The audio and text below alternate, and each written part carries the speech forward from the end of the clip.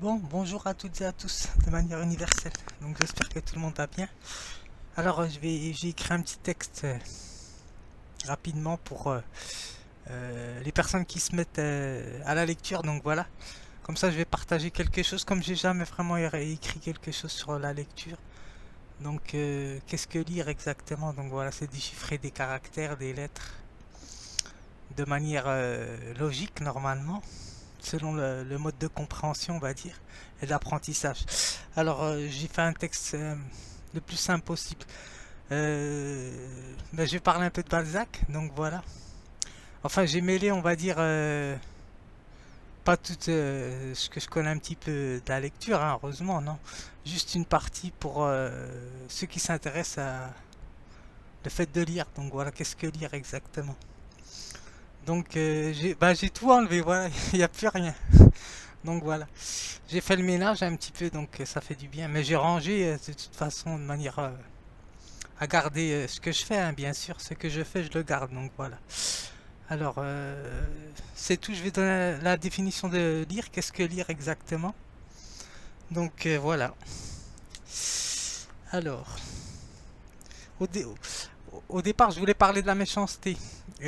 Parce que je mêle aussi qu'est-ce qu'être méchant et la méchanceté. Donc, c'est une notion philosophique. Donc, comme je sais que je l'avais déjà entendu sur je sais plus quelle émission, mais c'est pour ça que je ne veux pas reprendre du déjà dit. Donc voilà, mais je m'en inspire bien sûr, hein. Donc voilà, c'est ça que je voulais dire. Parce qu'on ne part jamais à partir de rien. Donc voilà. Donc écouter aussi telle ou telle vidéo, c'est important pour ceux qui n'aiment pas vraiment lire. Donc voilà, ça aussi ça aide. Donc voilà, cela aide. Mais quand on lit, on va dire la lecture. Lire, c'est quand même euh, s'imprégner d'idées et construire une idée. Donc voilà, une pensée. Donc voilà, c'est ça qui est important au niveau de la lecture. Alors quand on écoute quelque chose, c'est pas la même chose. Donc ce n'est point la même chose. Donc voilà. Donc, alors, pour ceux que ça intéresse la lecture, hein, donc voilà ce que je fais de manière pédagogique. Hein, donc ce que je fais. Alors, lire. Qu'est-ce qu'ils nous disent? Lire latin légère. Donc, alors, parcourir des yeux ce qui est écrit ou imprimé. Donc voilà. Donc quand on a du courrier, il faut le lire. Donc voilà. Il faut être capable de déchiffrer puisque il y a plusieurs niveaux de lecture par exemple. Moi, ça c'est autre chose. Donc bien sûr. Alors prononçant un mot, prononçant ou non donc les mots. Donc à prendre connaissance d'un contenu, du contenu d'un écrit. Donc voilà. C'est ça qui est important. Donc voilà. Ce qui est dit. Donc voilà. Alors ça permet aussi de faire travailler son imagination aussi. Donc c'est important. Pour l'artiste, c'est important de lire. Donc voilà. Aussi. Donc je pense que c'est une activité aussi qu'il fait.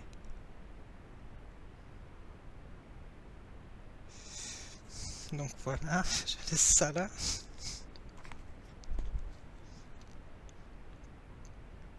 Alors,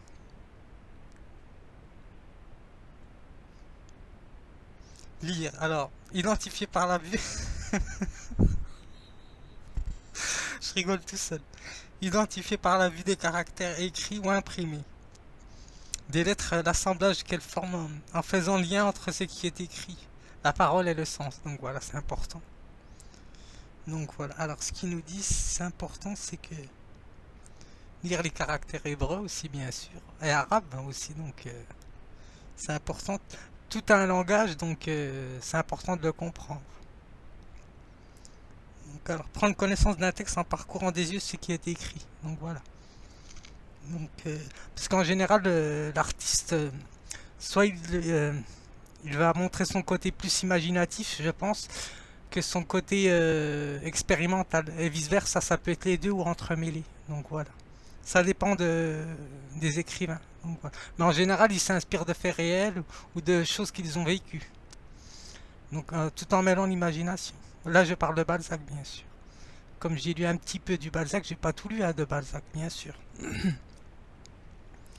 Donc voilà, certains pourront en parler mieux que moi, donc c'est pour ça que je fais que de la pédagogie. Donc interpréter, comprendre de telle ou telle manière. Donc voilà, on peut lire ce vers à plusieurs niveaux. Donc voilà, c'est ce qu'ils nous disent. Donc ben je vais lire tranquillement mon texte et puis cela ira.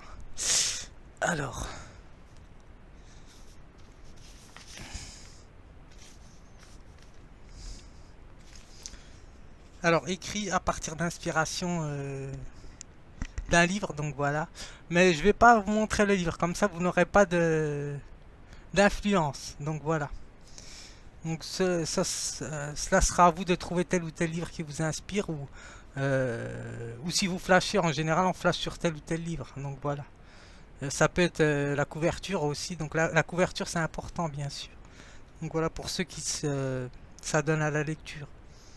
Donc enfin moi j'accorde de l'importance. Ça dépend des, des pages de lecture. Hein, donc voilà. Enfin la mise en page du livre. Donc voilà, c'est pour ça que c'est complexe. Alors, lire, c'est une capacité acquise lors d'un apprentissage, bien sûr.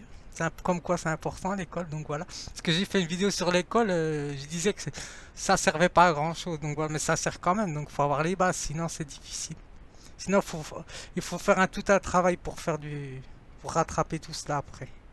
Alors lire, c'est une capacité acquise lors d'un apprentissage qui permet de déchiffrer des caractères, phrases, expressions, afin de pouvoir en interpréter une pensée. Donc une pensée, c'est toujours une interprétation aussi, bien sûr. Donc ça part d'une opinion, donc voilà, d'un jugement que l'on se fait de telle ou telle chose.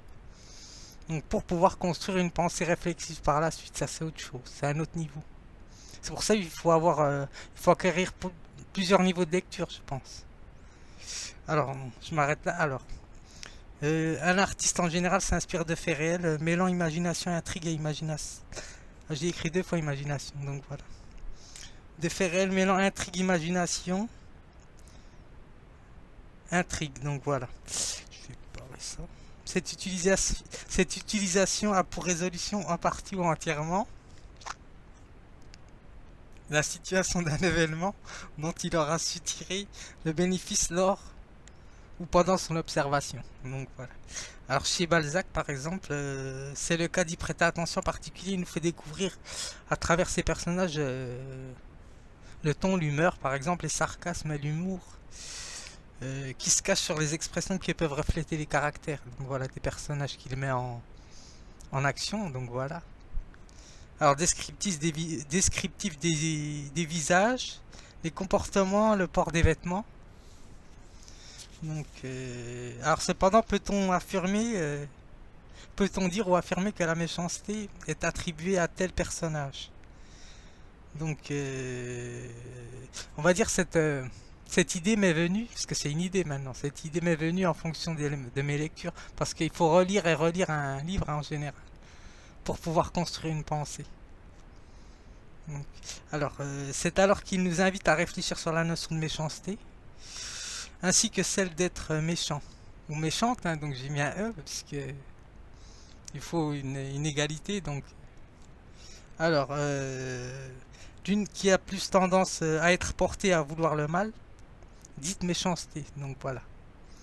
Donc, et donc une autre à réagir face à une agressivité ou parole déplaisante contribuant à se défendre. Donc voilà. Alors l'une pouvant reposer sur une régularité, donc la méchanceté.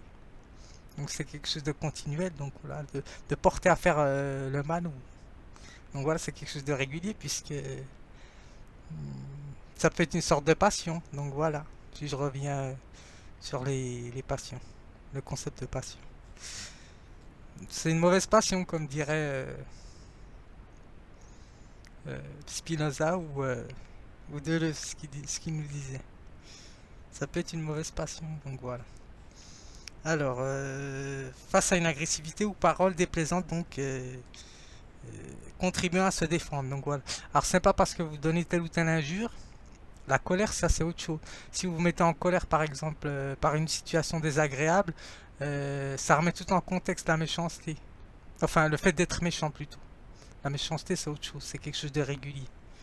Donc vous voyez, c'est complexe, on commence à rentrer dans Oui, toi t'es méchant. Donc voilà. D'ailleurs, on dit à telle ou telle personne, toi t'es méchant ou t'es méchante. Donc voilà. Donc ce n'est pas un mal. Donc par contre, si on dit telle ou telle personne, elle est bourrée de méchanceté ou elle a un caractère qui tend vers la méchanceté, c'est à se questionner. Donc, par exemple, vous voyez, c'est important les termes. Alors, l'une pouvant reposer sur une régularité, la méchanceté, et être méchant se retrouve dans l'attitude involontaire, bien sûr, hein, méchant, non recherché dans l'intention. Donc voilà, de se défendre, hein, par exemple. Alors, toute cette imbrication dépend des passions dont les personnages sont dotés, dont sont dotés les personnages. Donc voilà, pour ceux qui commencent à lire ou qui s'intéressent à la lecture, je sais pas si je vais en inspirer ou pas, donc ça change un peu des, des peintures que je dois à chaque fois vous faire découvrir. J'en ai fait une, mais bon, euh, c'est un serpent, un homard et un caïman, je crois, c'est un genre de crocodile.